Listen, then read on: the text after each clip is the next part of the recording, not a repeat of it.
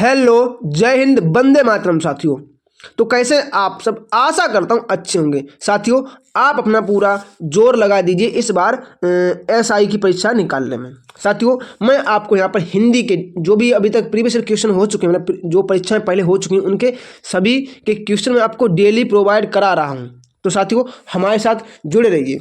क्या है एग्जाम, क्या है 12 नवंबर 2021 का ही पेपर है।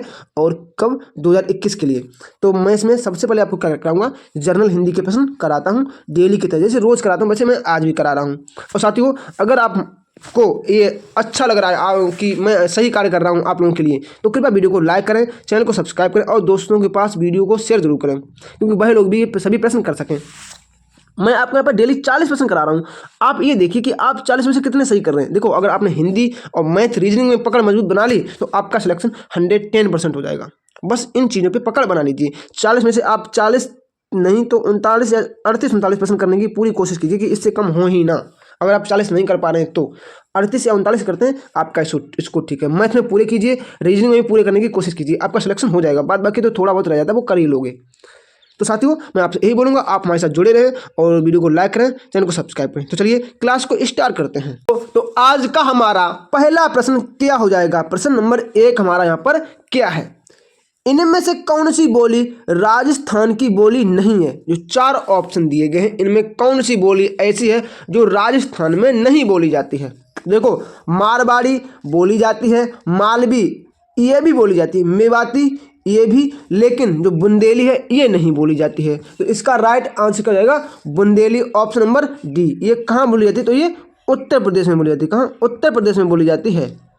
अगला क्या है हमारा प्रश्न नंबर यहाँ पर हमारा 2 क्या हो जाएगा। प्रश्न नंबर 2 क्या है, प्रेमचंद के अपूर्ण उपन्यास का क्या नाम है। जो प्रेमचंद जी हैं, इनका जो एक उपन्यास है जो उन्होंने पूरा नहीं लिख पाया था, अपूर्ण उपन्यास, उसका नाम क्या है। तो क्या है, मंगलसूत्र हो जाएगा। ऑप्शन नंबर यहाँ पर हमारा डी राइट आंसर क्या होगा, मंगलसूत्र।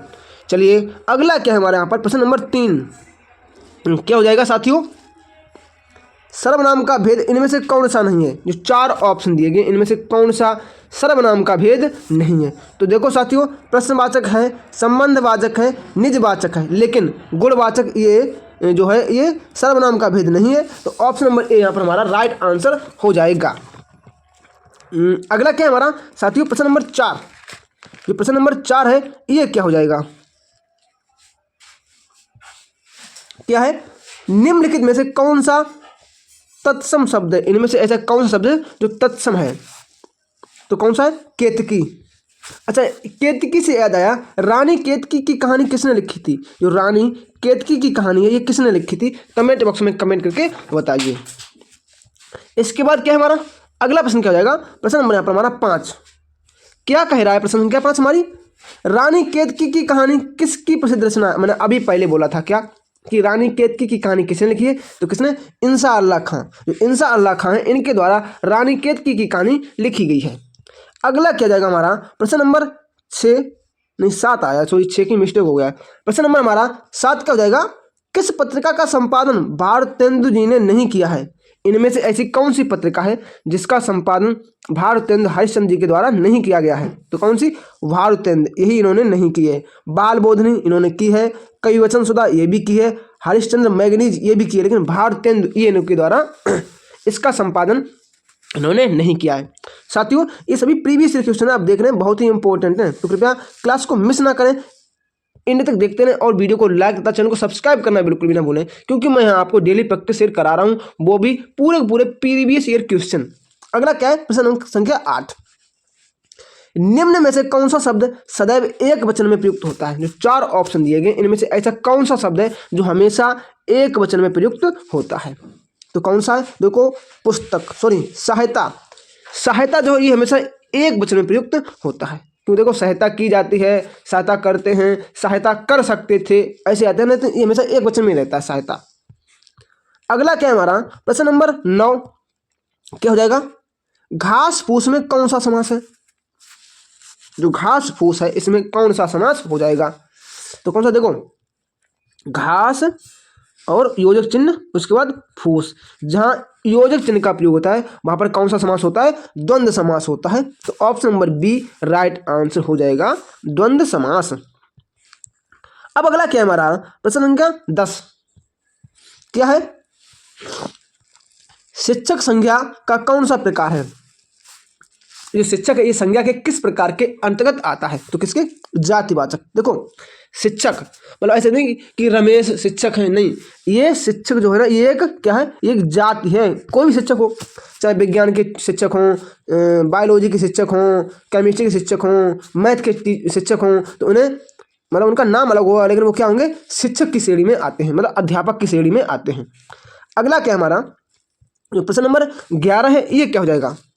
क्या है? राम किताब पढ़ता है, इस वाक्य में वाच्य का कौन सा प्रकार है? देखो राम किताब पढ़ता है, तो राम यहाँ पर स्वयं कार्य कर रहा है। क्या? राम यहाँ पर स्वयं कार्य कर रहा है, तो कौन सा होगा? कृत्यवाच्य होगा। Option number C right answer हो जाएगा। क्या? कृत्यवाच्य। अब अगला क्या है हमारा प्रश्न संख्या 12, बहुत इंपॉर्टेंट है साथियों। क्या है? गुलेरी जी द्वारा संपादित पत्र कौन सा था? गुलेरी जी के द्वारा कौन सा पत्र जो संपादित किया गया था? तो कौन सा? समालोचक। ऑप्शन नंबर डी हो जाएगा। क्या? समालोचक है ये गुलेरी जी द्वारा जो इनका है ये पत्र का संपादन किया गया था। अगला क्या है हमारा यहाँ पर प्रश्न नंबर 13 है। क्या कह रहा है? निम्न में कौन सा शब्द खर का पर्यायवाची है? देखो खर, खर किसे कहते हैं? खर, धूसर, ये किसके पर्यायवाची है? गधे के पर्यायवाची। किसके?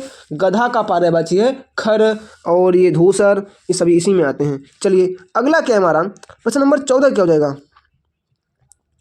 क्या है? निम्न में से कौन सा शब्द अथ का विलोम है? जो अथ है इसका विलोम क्या हो जाएगा? अथ का विलोम क्या हो जाएगा? ये हमें आंसर बताना है 14 का। तो क्या हो जाएगा? इति हो जाएगा। अथ का विलोम क्या होगा? इति होगा। Option number D right answer है। क्या? इति। अब अगला क्या है? इसके बाद हमारा प्रश्न नंबर 15 क्या है? वात्सल्य रस का सम्राट किस कवि को कहा जाता है? देखो जो वात्सल्य रस का सम्राट है ये सूरदास जी को कहा जाता है। क्यों कहा जाता है? आप याद कर लीजिए। देखो क्योंकि जो भी श्री कृष्ण जी की बाल रचनाएं हैं, जो श्री कृष्ण की बाल रचना है, मतलब बाल्यावस्था में जितना भी लिखा जा सकता है उतना लिखा है सूरदास जी ने उनके बारे में। तो वात्सल्य रस का सम्राट सूरदास जी को कहा जाता है। और अगला क्या है इसके बाद हमारा प्रश्न संख्या 16 क्या हो जाएगी? 16 हमारी क्या कह रही है प्रश्न संख्या? क्या है? निम्नलिखित में से किस वाक्य में कर्म वाच्य नहीं है? जो 4 ऑप्शन दिए गए इनमें से कौन से वाक्य में कर्म वाच्य नहीं है? उससे खाना नहीं खाया गया, कर्म वाच्य है। छात्र द्वारा पुस्तक पढ़ी गई, इसमें भी कर्म वाच्य। क्या? पुस्तक पढ़ी गई। दोषी व्यक्ति द्वारा क्षमा याचना की गई, क्या? क्षमा याचना की गई, ये भी कर्म वाच्य। बालक खिलखिलाकर हंस रहा था, इसमें कर्म वाच्य नहीं है क्योंकि इसमें कुछ कर्म आया ही नहीं है, ऑब्जेक्ट नहीं है इसमें। अगला क्या है प्रश्न संख्या 17 क्या हो जाएगी? 17 प्रश्न नंबर हमारा क्या है? दोपहर के बाद का समय, इस वाक्यांश के लिए उपयुक्त शब्द लिखिए। दोपहर के बाद के समय के लिए में एक शब्द बताना है, तो क्या? अपराह्न हो जाएगा। क्या? Option number C right answer है। क्या? अपराह्न। अगर दोपहर से पहले बार तो क्या? तो पूर्वाह्न हो जाएगा। क्या? तो पूर्वाह्न हो जाता। चलिए अगला क्या है प्रश्न नंबर हमारा 18 है। क्या कह रहा है? कबीर की उलट बांसियों में कौन सा रस प्रमुख है?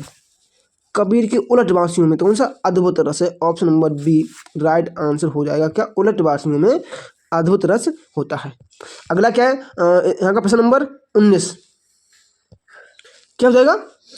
कमल मोती पानी में उत्पन्न होने वाला, कमल मोती और पानी में उत्पन्न होने वाला, इसके लिए अनेकार्थी शब्द बताइए। तो क्या? जलज। और जलज किसे कहते हैं ये बता दीजिए। जलज किसका पर्यायवाची है? कमेंट बॉक्स में कमेंट करके बताइए। उसके बाद प्रश्न नंबर 20 हमारा क्या है?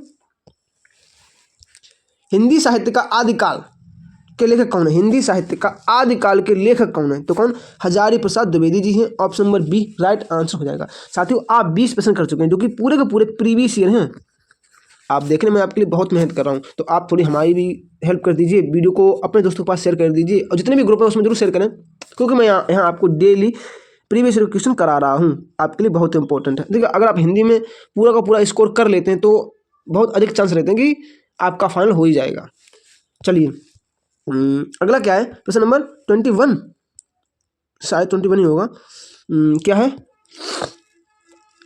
बे आम के पेड़ है, इस वाक्य में अधोरेखित शब्द का सर्वनाम बताइए। बे कौन सा है? तो बे निश्चयवाचक सर्वनाम के अंतर्गत आते हैं। किसके? निश्चयवाचक सर्वनाम के अंतर्गत आते हैं। क्या? बे। अब अगला क्या है, नेक्स्ट प्रश्न हमारा क्या है, प्रश्न नंबर 23 क्या कह रहा है, तरल का विलोम बताइए। तो क्या देखो बहुत सरल, क्या ठोस हो जाएगा तरल का विलोम, थोड़ा सरल क्वेश्चन फंसेगा ये। अगला क्या है, प्रश्न नंबर 24, हाँ 24 क्या कह रहा है,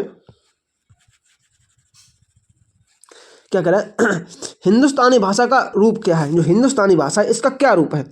तो क्या इसका हिंदी उर्दू मिश्रित है, हिंदुस्तानी भाषा ये हिंदी और उर्दू से मिश्रित है। और अगला क्या है 25 क्या कह रहा है, निम्नलिखित में कौन सा शब्द स्त्रीलिंग है।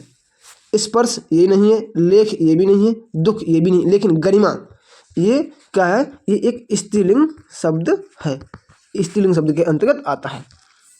अगला क्या है 26 क्या हो जाएगा, क्या है, कौन सा शब्द तद्भव नहीं है। जो 4 ऑप्शन नीचे दिए गए होंगे उसमें से कौन सा शब्द जो तद्भव के अंतर्गत नहीं आता ये हमें बताना है। तो चलिए 26 का देख लेते हैं।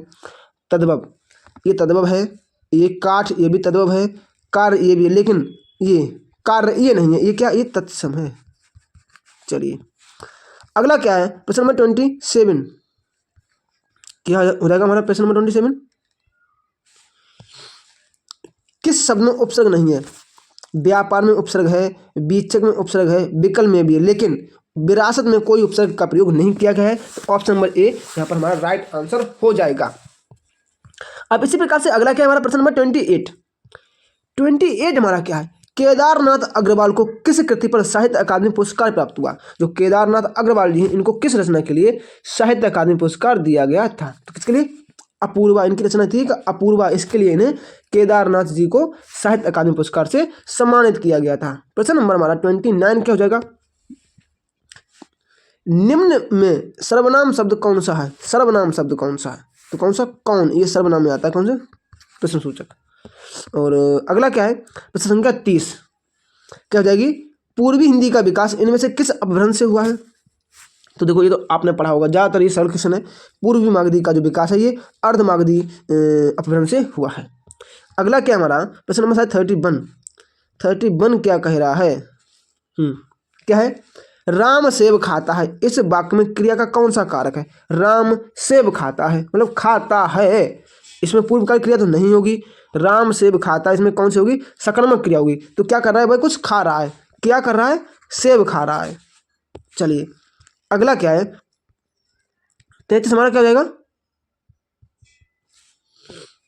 क्या है, निम्नलिखित में से कौन सा शब्द उदार का विलोम है। उदार का विलोम तो क्या जाएगा, कठोर हो जाएगा उदार का विलोम।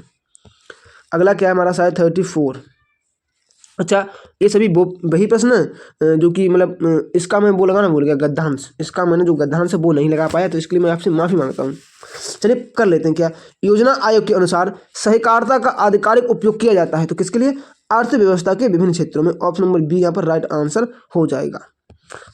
अगला क्या है हमारा 35 क्या है, सहकारिता का मुख्य उद्देश्य है। तो क्या है, छोटे कृषकों और व्यापारियों के आर्थिक स्तर को उठाना, ये सहकारिता का मुख्य उद्देश्य है। अगला क्या है प्रश्न नंबर 36 क्या है, सहकारिता निर्धन किसानों का उद्धार कर सकती है। तो कैसे कर सकती है, ये उन्हें एक सूत्र में पिरोकर तथा उनका आर्थिक स्तर विकसित करके। अगला क्या है प्रश्न नंबर 37 क्या हो जाएगा यहाँ पर, जंगम का विलोम बताइए। जो जंगम है इसका विलोम क्या होगा, स्थावर। बहुत बार पूछा गया, आप इसे लिख लीजिए, मतलब कहीं याद, क्या, जंगम का विलोम, ये बहुत बार पूछा जाता है। और अगला क्या है प्रश्न नंबर 38 क्या हो जाएगा, निम्नलिखित में कौन सा शब्द स्त्रीलिंग है। इनमें से कौन सा शब्द जो स्त्रीलिंग है, तो कौन सा आए। और अगला क्या है हमारा 39 क्या है, आप मियाँ जी मांगते द्वार खड़े दरवेश, इस लोकोक्ति का अर्थ क्या है। तो क्या, किसी निर्धन के घर भिखारियों की भीड़ होना। Option number B right answer हो जाएगा। अगला क्या है प्रश्न नंबर हमारा क्या 40 क्या है, अवधि शिला का उस पर था गरुभार, तिल तिल काट रही थी ध्रग जलधार। इसमें कौन सा छंद है बताइए, इसमें कौन सा छंद है, तो कौन सा, वर्व छंद हो जाएगा। और साथियों ये आपके जो प्रीवियस ईयर के क्वेश्चन है 40 समाप्त हो गए हैं। तो आप ही बताइए कि जो 40 प्रश्न इसमें से आपने कितने प्रश्न सही किए हैं, मुझे मेरे कमेंट बॉक्स में कमेंट करके जरूर बताइएगा। और साथियों वीडियो को लाइक करें, चैनल को सब्सक्राइब करना बिल्कुल ना भूलें, अपने दोस्तों के पास जरूर शेयर करें।